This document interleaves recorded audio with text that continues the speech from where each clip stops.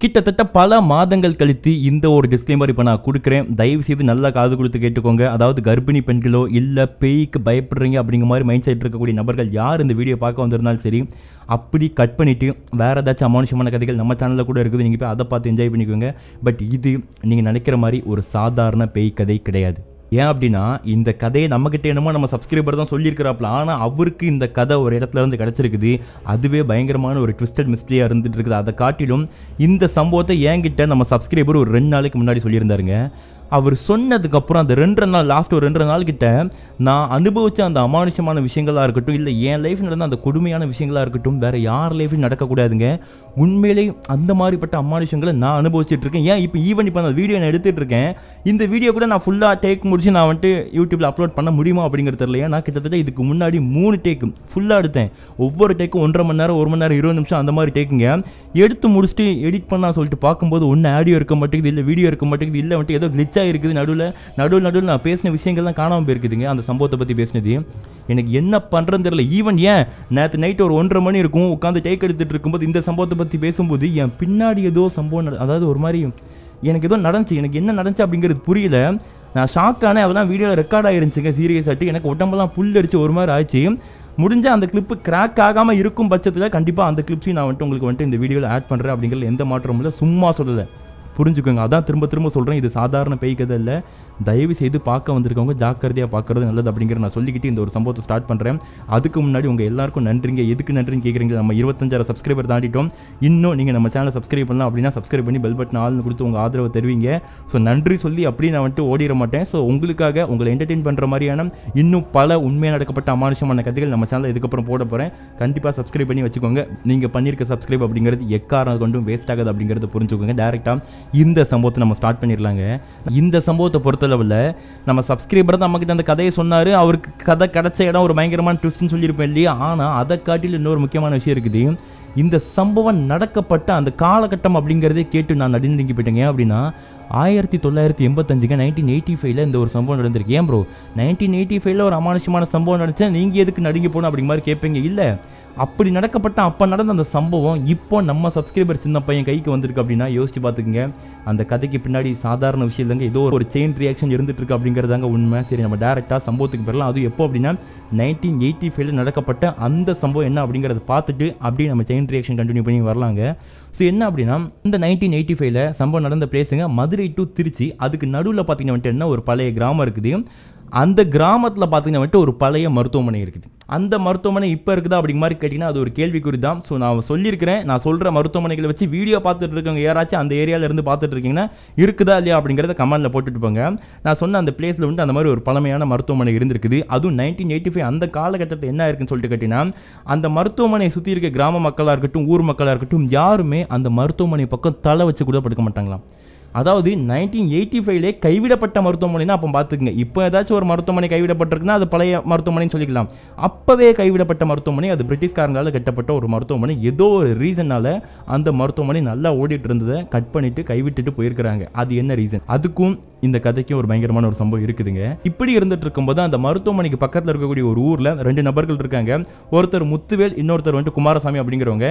இவங்க 2 பேருக்கும் ஆல்மோஸ்ட் ஒருத்தருக்கு 37 ஒருத்தருக்கு 35 வயசு, இந்த மாதிரி தாங்க அந்த வயசு ரேஞ்ச் இருந்துட்டு இருக்கும். இந்த மாதிரி இருந்துட்டு இருக்கும்போது தான் இந்த 2 பேரை பற்றி சொல்லணும் அப்படின்னா இவங்க 2 பேரும் பயங்கரமான அந்த சீட் விளையாடுவாங்க பாருங்க, அந்த இதுக்கு அடிக்ட். இரவாச்சு அதாவது சாயந்தரத்துக்கு மேலே ஆச்சுன்னா ஃபுல்லாக தண்ணிக்கு அடிட்டு, அதாவது சாராயத்துக்கு அடிட்டு, பகலில் ஃபுல்லாக வந்துட்டு சீட்டில் ஆடுறது இந்த மாதிரி வேலையை பண்ணிட்டு இருப்பாங்க. ஈவன் இந்த சீட்டில் வச்சு வரக்கூடிய வருமானத்தை வச்சு தான் வீட்டில் வந்துட்டு பிள்ளைக்குட்டிங்க, அதாவது கல்யாணம் முடிஞ்சு 2 பேருக்கு வந்துட்டு பிள்ளைக்குட்டிலாம் இருந்துட்டு இருக்காங்க. அதுவும் அந்த காலகட்டம்ல நம்ம சொல்லவே வேணும், எல்லாருக்கும் சீக்கிரம் கல்யாணம் ஆயிரும் இல்லையா? அந்த மாதிரி திருமணமாகி பார்த்தீங்கன்னா எல்லாருக்கும் பிள்ளைக்குட்டிலாம் இருந்துட்டு இருக்குது. ஸோ அவங்களுக்கு சாப்பாடு கொடுக்கறது கூட இந்த சீட்டில் வந்துட்டு இதில் வரக்கூடிய வருமானத்தை வச்சு தான் என்னென்னா அந்த மாதிரி பண்ணி கொடுத்துட்டு இருந்திருக்காங்க. ஸோ ஒரு நாள் வந்துட்டு சீட்டில் வந்துட்டு கோட்டை விட்டுருவாங்க, ஒரு நாள் நிறைய அமௌண்ட் எடுத்துகிட்டு போவாங்க. இது அப்படி கண்டினியூ ஆகிட்டே போயிட்டு இருக்குதுங்க. ஸோ இந்த மாதிரி போய்கிட்டு இருக்கும்போது தான் அந்த ஒரு நாள் அதே 1985 ஒரு நபர் அன்னோன் நபர் பார்த்தீங்கன்னா அந்த ஊருக்குள்ளே என்ட்ரி கொடுக்காரு. அவரை பார்த்ததும் ஊர் மக்கள்லாம் என்னென்னா ஒரு மாதிரி டிஃப்ரெண்ட்டாக பார்க்குறாங்க. ஏன் அப்படின்னா இப்போ இருக்கிற கிராமத்து மக்களுக்கும் சிட்டியில் இருக்க வாழ்கிறவங்களுக்கும் இருக்கக்கூடிய ஒரு டிஃப்ரென்ஸை நம்ம நல்லா பார்க்க முடியும். அவங்களுடைய ட்ரெஸ்ஸுலேருந்து அவங்களுடைய வந்துட்டு அந்த ஸ்கின் டோன் மேக்கப் யூஸ் பண்ணுற இந்த மாதிரி விஷயங்கள்லேருந்து எல்லாமே சிட்டியில் வாழ்கிறவங்களுக்கும் கிராமத்தில் இருக்கவங்களுக்கும் இப்போவே வேறுபடுது. அப்படிங்கும்போது அப்போ யோசிச்சு பாருங்க 1985 எப்படி இருந்திருப்பாங்க அப்படிங்கிற மாதிரி சொல்லிட்டு அப்போ அந்த கிராமத்துக்கு ஒரு நபர் வராருங்க. அவருக்கு ஒரு 25 to 27 வயசுக்குள்ளே இருந்துட்டு இருக்கோம். அவர் பேர் வந்துட்டு ராஜேஷ் அப்படிங்கிறவர். அவர் அந்த கிராமத்துக்குள்ளே எப்படி வராரு அப்படின்னா பேண்ட் ஷர்ட்டெல்லாம் போட்டுட்டு கையில் ஒரு பேக் நிறைய புத்தகம் அந்த மாதிரி விஷயங்கள்லாம் வச்சுட்டு உள்ள வராரு. இதை பார்த்த கிராமத்து மக்கள்லாம் ஒரு மாதிரி வாயை பொழுந்து பார்த்துட்டு இருக்காங்க.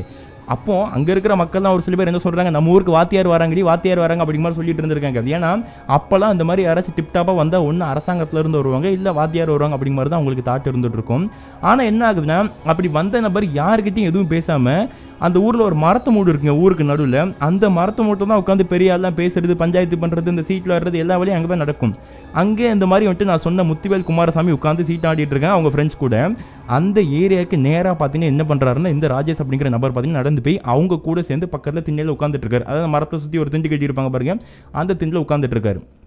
அப்படி உட்காந்துட்டு இருந்ததுக்கப்புறம் எல்லாரும் இவங்களே பார்த்துட்டு இருக்காங்க. ஆல்மோஸ்ட் 4-5 பேர்லாம் புதுசாக சின்ன பசங்களாம் வேறு வந்து யார் இவங்க அப்படிங்க மாதிரி இவங்க போட்டிருக்க ட்ரெஸ் இதுக்காகவே வந்து பார்த்துக்கிட்டு இருக்காங்க.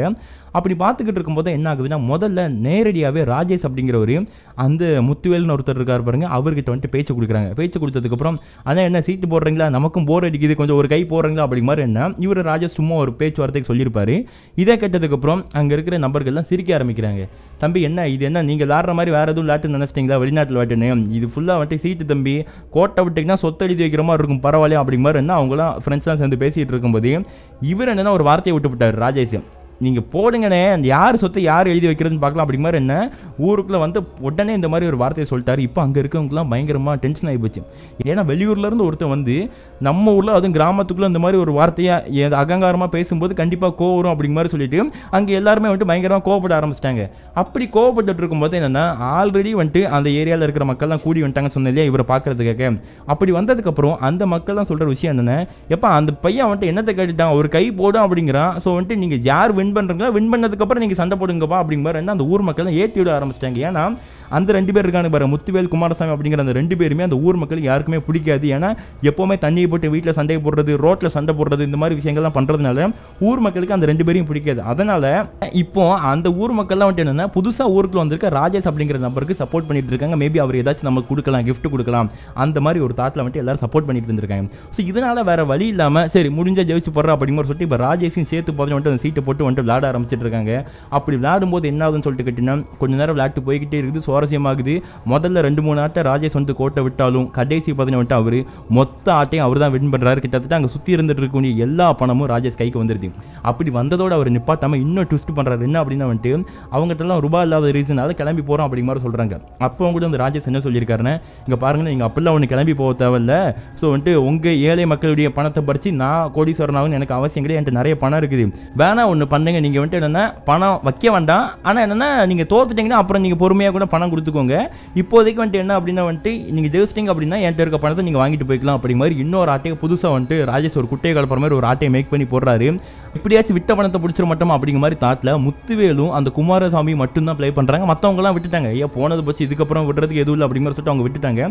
இவங்க 2 பேர் மட்டும் அந்த மாதிரி உட்காந்து அந்த ராஜேஷ் கூட ப்ளே பண்ணுறாங்க.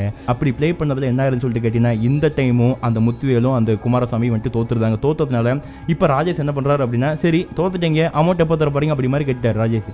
இப்போ இதை கேட்டு டென்ஷன் தான் அவங்க 2 பேர், தம்பி என்ன தம்பி தோத்தோன்னு அமௌண்ட் கேட்குறீங்க, நாங்களாம் இதுக்கப்புறம் 2-3 நாள் உழைச்சாதான் அந்த காசுலாம் வாங்க முடியும், ஸோ பொறுமையாக அப்புறம் வந்து வாங்கிக்காங்க சொல்லும்போது இல்லை நான் அதுக்குள்ளே ஊருக்கு போகணும், இங்கே அட்டாச் கடனை வாங்கி தாங்க சொல்லும்போது என்ன ஆகுதுன்னா இப்போ ஊர் மக்கள்லாம் திரும்பியுமே ராஜேஷ்க்கு சப்போர்ட் பண்ணியிருக்காங்க.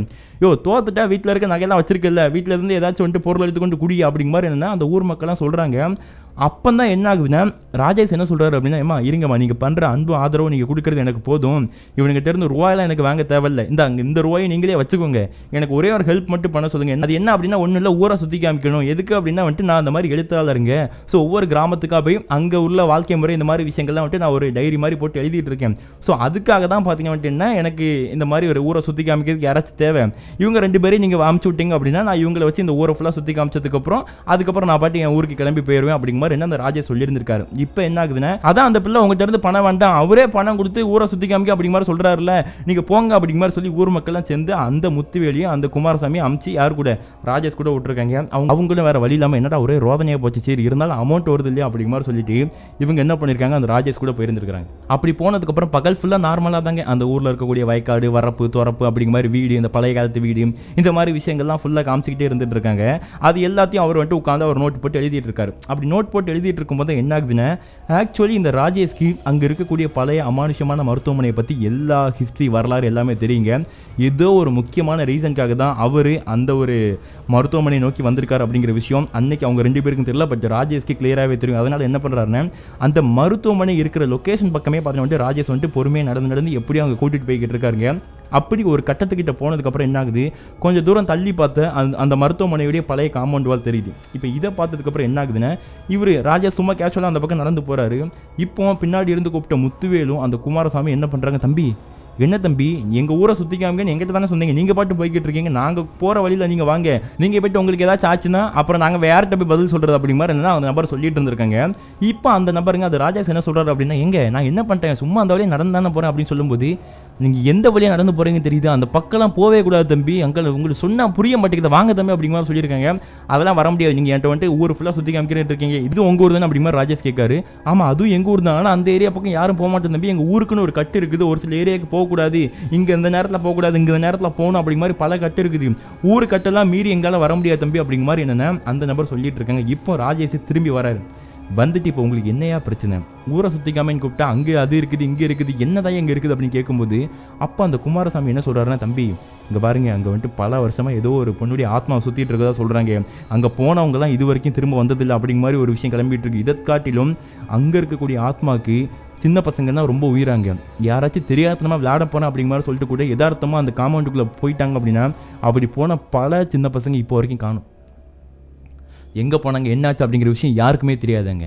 ஸோ அதனால தான் தம்பி சொல்கிறேன், நான் அனுபவத்தில் சொல்கிறேன், நைட்டு இரவு நேரத்தில் அந்த பக்கம் போனோம்னா அப்படி வந்துட்டு இந்த பேய் கத்துற மாதிரி இந்த ஆந்த ஊழ விடுற மாதிரி நிறைய விஷயங்கள் கேட்கும் தம்பி, ஃபுல்லாக அமானுஷமாக இருந்துகிட்டு இருக்கும், நம்ம அங்கே போகிறது நம்ம உயிருக்கே ஆபத்து, சொன்னா கேளுங்க தம்பி அப்படிங்கிற மாதிரி இவங்க ரெண்டு பேரும் இந்த ராஜேஷை பயமுறுத்துறாங்க. ஆனால் ராஜேஷ்க்கு தெரியும் அங்கே அமானுஷமான விஷயம் இருக்குங்க அப்படிங்கிறதும் தெரியும், அதை காட்டிலும் அங்கே உள்ள ஒரு முக்கியமான வேலை இருக்குது, எப்படியாச்சும் அந்த வேலையை முடிக்கணும் அப்படிங்கிற விஷயமும் ராஜேஷ்க்கு மைண்டில் ஓடிட்டு இருக்குது. அப்போ தான் என்ன பண்ணுறாருன்னா, அவங்க வழியிலே போகலாம் அப்படிங்கிற மாதிரி சொல்லி முடிவு பண்ணிட்டு அவங்க வழியிலே போகிறாருங்க. சரி நீங்கள் சொல்கிறதெல்லாம் ஓகே, பட் இருந்தாலும் எனக்கு அங்கே ஒரு முக்கியமான வேலை இருக்குது, நான் என்ன பண்ணுறது அப்படின்னு கேட்டுட்டு இருக்காருங்க ராஜேஷ். அப்போ தான் வந்துட்டு என்ன தம்பி நீங்கள் என்ன வேணாலும் சொல்லுங்கள், எங்கே வேணாலும் கூப்பிட்டு போங்க, ஆனால் அந்த ஏரியாவுக்குள்ளே மட்டும் எங்களை கூப்பிடாதீங்க, நீங்களும் போகக்கூடாது அப்படிங்கிற மாதிரி என்ன அந்த ரெண்டு நபரும் சொல்லிட்டு இருக்காங்க.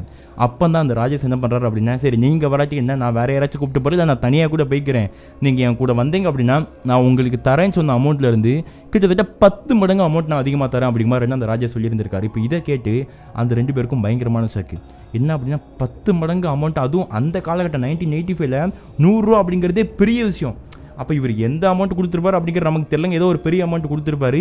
இதை கேட்டதுக்கப்புறம் என்ன ரெண்டு பேரும் கொஞ்ச நேரம் யோசிச்சுட்டு, தம்பி நீங்கள் சொல்கிறது ஓகே அமௌண்ட்டு தரேங்கிறீங்க, ஆனால் நாங்களும் இது வரைக்கும் அந்த பக்கம் அந்த அமானுஷமான சத்தத்தெல்லாம் கேட்டிருக்கோம், பேயை பார்த்ததில்லை, ஒரு வாட்டி ட்ரை பண்ணி பார்க்கலான்னு நினைக்கிறேன் தம்பி அப்படிங்கிற மாதிரி என்ன இப்போ காசை சொன்னதும் வந்துட்டு இவங்க ரெண்டு பேரும் வந்துட்டு அக்செப்ட் பண்ணிக்கிறாங்க. என்ன தான் அக்செப்ட் பண்ணாலும் ஊருக்குன்னு ஒரு கட்டு இருக்குது, நம்ம போகிற விஷயம் யாருக்காச்சும் தெரிஞ்சு அப்படின்னா நீங்கள் பரவாயில்ல வெளியூருக்காரங்க தப்பிச்சு போயிடுவீங்க, எங்களை ஊரில் இருந்து ஒதுக்கி வச்சுருவாங்க, எங்கள் குடும்பத்தையே ஒதுக்கி வச்சுருவாங்க, யாருமே அந்த பக்கம் போகக்கூடாதுன்னு சொல்லிட்டு என்ன ஊரில் ஒரு கட்டு இருக்குது தம்பி அப்படிங்கிற மாதிரி சொல்லும்போது தான் இப்போ முத்துவேல் என்ன சொல்கிறான் அப்படின்னா, அந்த கட்டுலாம் பகலில் தான் இருந்தாலே நைட்டில் அந்த ஏரியா பக்கம் கூட எவனும் வரமாட்டான், நைட்டு நம்ம வந்தோம்னா என்ன அப்படிங்கிற மாதிரி வந்துட்டு என்னன்னா அவர் சொல்லிட்டு இருக்காரு. அப்படி சொல்லும்போது அப்புறம் இவங்க நைட்டு தான் போனோம் அப்படிங்கிற மாதிரி முடிவு பண்ணும்போது என்ன ஆகுதுன்னு சொல்லிட்டு கேட்டீங்கன்னா எல்லாருக்கும் ஒன்றும் புரியல. ஏன்னா பகலில் போனாலே அங்கே கிட்ட போகக்கூடாதுன்னு சொல்லிட்டு பேய் இருக்கு அப்படி மாதிரி சொல்லிட்டு இருந்துட்டு இருக்காங்க.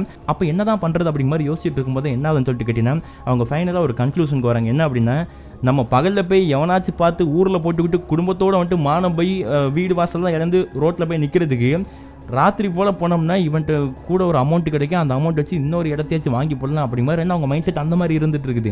சரி ஓகே அப்படிங்கிற மாதிரி சொல்லிட்டு என்ன பண்ணுறாங்க, இரவு போகலாம் தம்பி, இங்கே பாருங்க இந்த இடத்துக்கு நாங்கள் இத்தனை மணிக்கு சாயந்தரம் வந்துருந்தோம், நீங்களும் இந்த ஸ்பாட்டுக்கு வந்துருங்க, வந்ததுக்கப்புறம் கிளம்பி போகலாம் அப்படிங்கிற மாதிரி வந்துட்டு இவங்க 3 பேர் பிளானை போடுறாங்க. போட்ட பிளான் மாதிரி என்னன்னு சொல்லிட்டு கேட்டிங்கன்னா அவங்க ஈவினிங் வந்துட்டு அந்த ஏரியாவுக்கு 3 பேர் வராங்க. வந்ததுக்கப்புறம் தான் ராஜேஷ் ஒன்று பார்க்குறாரு. என்ன அப்படின்னா, அந்த வந்திருக்க அந்த முத்துவேலும் அந்த குமாரசாமி என்னென்னா நெத்தியில் பட்டை கையில் காப்பு அப்படிங்கிற மாதிரி என்ன கொட்டை மாலை அப்படிங்கிற மாதிரி எல்லாத்தையும் பட்டு ஏதோ ஒரு சாமியார் வந்து எப்படி இருக்கும் அந்த மாதிரி ஃபுல் பக்தி மூட்டில் வந்துட்டு வந்திருக்காங்க. அப்போவே ராஜேஷ்க்கு தெரியுது இவங்க 2 பேரும் சரியான பயந்தாக்கூடிய ஆட்கள் அப்படிங்கிற விஷயம் பார்த்தீங்கன்னா ராஜேஷ்க்கு தெரிஞ்சிருச்சு. இப்போ தெரிஞ்சதுக்கப்புறம் என்னது எப்படி உள்ளே போகணும்னு சொல்லிட்டு பிளான் பண்ணிட்டாங்க. அதனால வந்துட்டு உள்ளே போகலாம் அப்படிங்கிற மாதிரி சொல்லி அப்படி அந்த காம்பவுண்ட் வாழ்க்கிட்டோடி நடந்து போய்கிட்டு இருக்காங்க. அப்படி நடந்து போகும்போதே தூரத்தில் யாரோ வர மாதிரி விஷயம் தெரியுது. இப்போ அவன் பார்த்துட்டான் அப்படின்னு நம்ம மாட்டிக்கிட்டோம் அப்படிங்கிற ரீசனால அது கீழே வந்துட்டு பழைய வாய்க்கால் போகிறதுக்கான தண்ணி போகிற மாதிரி ஒரு பைப் இருக்குமாங்க. அதுக்கு உள்ளே ஒளிஞ்சிக்கிட்டு இருக்காங்க. கொஞ்சம் இருட்டுற வரைக்கும் வெயிட் பண்ணலாம் அப்படி மாதிரி சொல்லி ஒளிஞ்சிக்கிட்டு இருக்காங்க 3 பேரும். அப்படி ஒளிஞ்சிக்கிட்டு இருக்கும்போதே அந்த பில்டிங் பக்கத்தில் தான் இருக்கு இல்லையா, அதுக்கிட்ட இருந்து பயங்கரமான அந்த அமானுஷமான சத்தம்லாம் கேட்டிருக்காங்க. ஏதோ தகரம் டம்னு அடிக்கிற மாதிரியும், ஸோ அது மட்டும் இல்லாமல் அந்த ஆந்த ஊழ விட்றது அந்த மாதிரியும் பல அமானுஷமான சத்தங்கள் கேட்டுட்டு இருக்குது. இந்த சத்தத்தெல்லாம் வச்சு என்னென்னா அவங்க 2 பேரும் தம்பி இந்த சத்தத்தையும் தாண்டி உள்ளே போகணும் அப்படிங்கிற மாதிரி கேட்கும்போது அப்பா ராஜேஷ் சொல்கிற விஷயம் அது பழைய பில்டிங்கு, ஸோ ஏதாச்சும் வந்துட்டு உள்ள நைட்டு வவ்வால் இருக்கும், அப்புறம் பறவை இருக்கும், இந்த மாதிரி மற்ற விலங்குகள் தான் சத்தம் போடுமே தவிர்த்து இது இயற்கை சார்ந்த விஷயம். நம்ம போயிட்டு அதை டிஸ்டர்ப் பண்ணாமல் நம்ம போயிட்டு நம்ம வேலையை பார்த்துட்டு வந்துடலாம் அப்படி மாதிரி சொல்கிறாருங்க. அப்படி சொல்லிக்கிட்டு இருக்கும்போது அந்த சத்தம் நிற்கிற மாதிரி இல்லை, அதுக்குள்ளே வந்துட்டு நல்லா இருட்டிடுச்சு. இருட்டினதுக்கப்புறம் அந்த காம்பவுண்ட் பக்கமாக திரும்ப நடந்து உள்ளே போகிறாங்க. உள்ளே போனதுக்கப்புறம் கேட்லாம் கிடையாது, டேரெக்டாக உள்ளே போயிடலாங்க. உள்ளே போகிறாங்க. அந்த ஹாஸ்பிட்டலுடைய பல என்ட்ரன்ஸ் இருக்குது. அந்த மருத்துவமனையில் ஆக்சுவலி இங்கிலீஷில் தான் இருக்குதுங்க ஹாஸ்பிட்டல்னு. அந்த ஹாஸ்பிட்டலில் இருக்கக்கூடிய எள்ளு மட்டும் தான் இருக்குது, மற்ற எல்லாமே பார்த்தீங்கன்னா வந்துட்டு பாசி பிடிச்ச மாதிரி இருந்துகிட்டு இருக்குது. இப்போ அந்த ஃப்ரண்ட் டோர் இருக்குது பாருங்கள், அது எல்லாமே உடஞ்சிருக்குது. அதை இவங்க தாண்டி தான் உள்ளே போகிற மாதிரி இருக்குது. ஏன்னா உடைச்சா கூட வந்துட்டு உடைக்க முடியாது அந்த மாதிரி இருந்துட்டு இருக்குது. தொட்டாலும் எதை தொட்டாலும் பயம், எங்கேயாச்சும் விஷப்பூச்சி இருக்குமோ இல்லை பாம்பு இருக்குமோ அப்படிங்கிற மாதிரி ஒரு பயம். ஸோ அதனால் எதையுமே டச் பண்ணாமல் அப்படியே அந்த கதவை தாண்டி உள்ளே போகிறாங்க. உள்ளே போய் பார்த்தா ஃபஸ்ட்டு என்ட்ரன்ஸுங்க அந்த ரிசப்ஷன் மாதிரி இருக்குது பாருங்கள், அந்த ஒரு அமைப்பு இருந்துகிட்டு இருக்குது. இப்போ என்ன ஆகுதுன்னா இவங்க 2 பேரும் கையில் ராந்தல் விளக்குன்னு சொல்லுவாங்க பாருங்கள், அந்த மாதிரி விஷயத்த அந்த ஆட்கள் கொண்டு வந்திருக்காங்க. இப்போ இந்த நபர் பார்த்தீங்கன்னா ஆல்ரெடி அவர் ஏதோ வந்துட்டு பழைய டார்ச் மாதிரி ஏதோ டார்ச் மாதிரியான ஒரு விஷயம் தான் அதை வச்சுருந்துருக்காரு. அதாவது 85ல் என்ன ஒரு டார்ச் மாதிரி அமைப்பு இருந்திருக்குமோ அந்த விஷயத்தை இந்த அண்ணன் கையில் வச்சுருந்துருப்பார் போலங்க. இப்போ என்ன ஆகுது, இதை வச்சு பார்த்தீங்கன்னா மட்டும் அங்கே உள்ள சல்லடை போட்டு ஏதோ ஒரு விஷயத்தை அந்த நபர் தேடிட்டு இருக்கார் ராஜேஷ். இப்போ ராஜேஷ் தேடிட்டு இருக்காரு. இவங்க 2 பேரும் பின்னாடி அந்த விளக்க லைட்டை பிடிச்சிட்டு அந்த மாதிரி போய்கிட்டு இருக்காங்க. அப்படி போகும்போது தான் என்ன அப்படின்னா அந்த ராஜேஷை பார்த்து இந்த முத்துவேலும் குமாரசாமியும் கேட்குறாங்க, தம்பி நீங்கள் ஏதாச்சும் ஒரு விஷயம் தேடுற மாதிரி இருக்குது, நீங்கள் தேடுற விஷயம் என்னன்னு சொன்னீங்கன்னா நாங்களும் தேடுவோம், நம்ம வேலையும் சீக்கிரமாக முடிஞ்சு நம்ம சீக்கிரமாக கிளம்பி போயிடுவோம் இல்லையா, சொல்லுங்கள் தம்பின்னு சொல்லும்போது அந்த ராஜேஷ் சொன்ன வார்த்தை ஒழுங்காக வாயை மூடிட்டு வாங்க சொல்லிட்டு இந்த வரலை தூக்கி வாயில் வச்சு அந்த நபர் கை காமிச்சிருக்கிறாரு. கை காமிச்சதுக்கப்புறம் சரி நமக்கு காசு தாண்டா முக்கியம் அப்படிங்கிற மாதிரி சொல்லி 2 பேரும் அந்த ராஜேஷ் பின்னாடி நடந்து போகிறாங்க. அவர் போகிறாரு. அந்த ரிசப்ஷனில் இருக்க எல்லாமே உடஞ்சி ரொம்ப மோசமாக இருக்குதுங்க. இரும்பு பழைய பழக இந்த மாதிரி விஷயங்கள்லாம் உடஞ்சி கரையாமல் பிடிச்சி அந்த மாதிரி பாசி பிடிச்சா இருந்துட்டு இருக்குது. ஸோ அப்படி இருந்தும் அங்கே இருக்கக்கூடிய ஒரு சில அந்த பேப்பர்ஸ்லாம் தூக்கி பார்க்குறாருங்க, எல்லாமே மக்கி போச்சு. அவருக்கு எதுவுமே இங்கே கிடைக்கிற மாதிரி தெரில. அப்படி தாண்டினதுக்கப்புறம் ரிசப்ஷன் தாண்டிட்டாருங்க. ரிசப்ஷன் தாண்டினதுக்கப்புறம் என்னென்னா ஒரு ஜென்ரல் வார்டு மாதிரி ஒரு வார்டு இருக்குது. அந்த வார்டுக்குள்ளே போனால் என்ன ஆகுதுன்னு சொல்லிட்டு கேட்டிங்கன்னா இவங்க வார்டுக்குள்ளே காலடி எடுத்து வைக்கிறாங்க. அப்படி வைக்கும்போது ஏதோ கரன்னு இரும்பை பிடிச்சி இழுத்த ஒரு சத்தம் கேட்கும் பாருங்க, அந்த மாதிரி ஒரு சத்தம் கேட்டிருக்குது. அந்த சத்தத்தில் இவங்களால வந்துட்டு காதை திறக்க முடியாதுங்க. திறந்தோம்னா அப்படி பல்லேருந்து வாயிலேருந்து ரத்தம் வர ஆரம்பிச்சிடும். அந்த மாதிரி ஒட்டம்பெல்லாம் கூசி இருக்குதுங்க. காதில் 3 பேர் காதில் கை வச்சுட்டு இருந்திருக்காங்க. கொஞ்ச நேரம் கழிச்சு அந்த சத்தம் நின்றுருக்குது. நின்னதுக்கப்புறம் சுற்றி முற்றி கண்ணை திறந்து பார்த்தேன். பழைய பெட்டு, பழைய படுக்கை, பழைய அந்த இரும்பு கட்டில், அந்த மாதிரி ஃபுல்லாக பழைய விஷயங்களாக இருந்திருக்குது. ரொம்ப மோசமாக இருந்திருக்குது. ஸோ இப்போ அதை தாண்டி அந்த பக்கம் கொஞ்சம் தூரம் தள்ளி போகலான்னு பார்த்தேன். அந்த வார்டுடைய பழைய அந்த பாத்ரூம் அதுக்கிட்ட இவங்களால நெருங்கவே முடியல. அது பாத்ரூமுடைய ஸ்மெல் இல்லை, பட் அதுக்கு பதிலாக அங்கே என்னமோ ஒரு செத்து கிடந்துச்சுன்னா ஒரு ஸ்மெல் வரும் பாருங்க, அந்த மாதிரி நாற்றம் அடிச்சுக்கிட்டு இருந்திருக்கு. ஸோ அதனால் அவங்க அந்த பக்கம் போவே இல்லை. அப்படி ரிட்டன் வந்தாங்க அப்படின்னா ஹாஸ்பிட்டலுடைய இன்னொரு பக்கம் கிழக்கால போகிற பக்கம் அப்படிங்கிற மாதிரி அந்த ஸ்டோரியில் போட்டுருந்துச்சுங்க. கிழக்கு பக்கமாக போனால் அங்கே ஒரு 3 பாதை பிரியுது. ஸ்ட்ரைட்டாக போகிற பாதை, லெஃப்ட்டு ரைட், இந்த மாதிரி பாதை பிரியுது. இப்படி பிரியும் போது ராஜேஷ் வேணும்னே நின்றுட்டு ஆனால் எந்த வழியாக போகணும் அப்படிங்கிற மாதிரி சொல்லுங்க அப்படிங்கிற மாதிரி முத்துவேல் குமாரசாமிகிட்ட கேட்கும்போது அப்பா அவங்க 2 பேரும் சொல்கிறாங்க, ஏன் தம்பி நாங்கள் இவ்வளோ நாள் ஆச்சு, இத்தனை வருஷத்தை இங்கே உள்ளே வந்ததே கிடையாது, இப்போ தான் நாங்களே வரோம், நீங்கள் எங்கிட்ட வந்து கேட்டுட்டு இருக்கீங்க அப்படின்னு சொல்லும்போது சும்மா கேட்டேன்னா எனக்கு தெரியும் வாங்க போகலாம் அப்படிங்கிற மாதிரி ராஜேஷ் சொல்கிறாரு. இப்போ இதை கேட்டதுக்கப்புறம் அவங்க 2 பேரும் மிரண்டாங்க. என்ன தம்பி சொல்கிறேன், உங்களுக்கு தெரியுமா, நாங்கள் உள்ளூர்காரங்களே இந்த பக்கம் வந்தது கிடையாது, பேய் இருக்குன்னு பயந்துட்டு இருக்கோம், நீங்கள் என்னன்னா உங்களுக்கு தெரியும் சொல்கிறீங்க, எப்படி தம்பி தெரியும் சொல்லும்போது அப்போ அந்த ராஜேஷ் தன்னுடைய பேக்லேருந்து ஏதோ ஒரு விஷயத்தை எடுக்கிறாருங்க. அது பார்க்க ப்ளூ பிரிண்ட் மாதிரி இருக்குது, ஒரு பழைய மேப்பு. அதில் என்னென்னா ஃபுல்லாக அந்த ஹாஸ்பிட்டல் சம்மந்தப்பட்ட மொத்த மேப்பும், இங்கே போனால் இங்கே இது வரும், இங்கே போனால் இது வரும் அப்படிங்க மாதிரி பல விதமான எல்லா டீட்டெயிலும் அந்த மேப்பில் இருந்திருக்கு.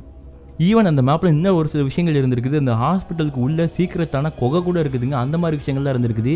ஏன்னா முன்னாடி அந்த பிரிட்டிஷ்காரங்களாம் இருக்கும்போது என்ன அப்படின்னா அந்த போர் இந்த மாதிரி விஷயம் நடக்கும் பாருங்க, அதுக்காக அந்த பங்கர்ஸ்லாம் வச்சுருப்பாங்க பாருங்க, அந்த மாதிரி விஷயத்துக்காக கூட பார்த்தீங்கன்னா அந்த ஹாஸ்பிட்டலுக்கு கீழே அந்த மாதிரி யூஸ் பண்ணியிருப்பாங்க போல. இந்த மாதிரி மொத்த ப்ளூ பிரிண்ட்டும் எப்படியோ ஒரு இடத்துல இருந்து அந்த நபர் வந்து எடுத்துருக்கிறாருங்க.